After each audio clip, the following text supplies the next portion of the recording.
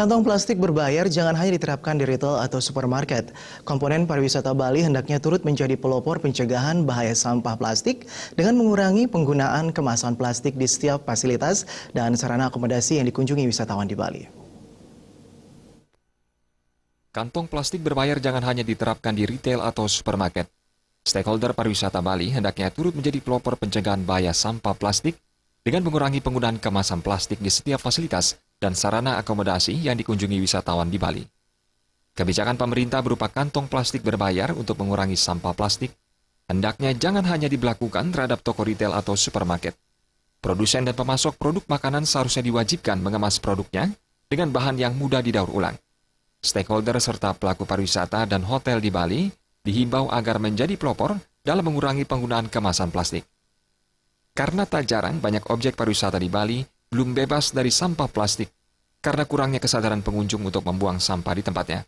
Mungkin yang paling penting sekarang adalah bagaimana mengurangi jumlah penggunaan sampah plastik ini, termasuk juga barang-barang yang kita taruh di hotel, misalkan dari mineral water yang biasanya kita pakai plastik itu kita bisa ganti ke kaca ya.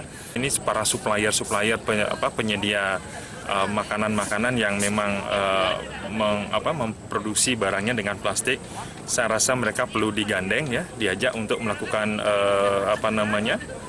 corporate social responsibility terhadap produk-produk mereka ya, sehingga minimal mereka bisa memikirkan untuk membuat suatu produk kemasan yang mungkin lebih mudah didaur ulang.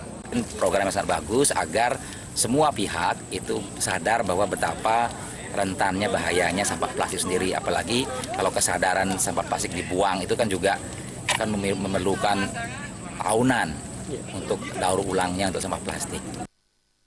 Kebijakan pemerintah yang bertujuan mengubah kebiasaan masyarakat menggunakan kemasan plastik perlu mendapat dukungan semua pihak. Pemerintah Provinsi Bali hendaknya turut mendukungnya dengan memikirkan terobosan yang tepat untuk mengatasi masalah klasik pengolahan sampah yang jika tidak ditangani dengan baik dapat merusak citra pariwisata Pulau Dewata Bali. Indra Wijaya, Bali TV.